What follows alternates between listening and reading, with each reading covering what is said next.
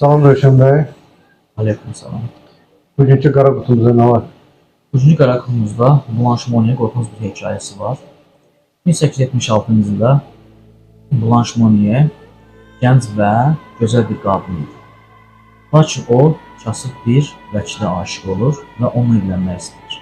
Lakin onun varlı anası bu evliliyə qarşı çıxır və Blanche Monnier bu fikrindən dönməyincə onu çardağında bir otağa kilitləyir və fikrindən dönənə kimi o qapını açır. Və bu hadisədə 25 il keçir. 1901-ci ildə polisə gələn bizim məktub nəticəsində və bunun izinə düşürlər və həmin qapını açanda dəhşətə gəlirlər. Həmin Blanche Monnier 125 kiloqram olmuşdu və orada olan görüntü polisə dəhşətə gətirmişdi. Otaq bir cəhənnəm və bir zibil içində idi. Blanche Monnier polislər tərəfindən azad edildi, lakin qısqası bərpa edilmədi. O öz adlığını sevgisi yolunda qurban verdi, amma normal həyata dönmədi.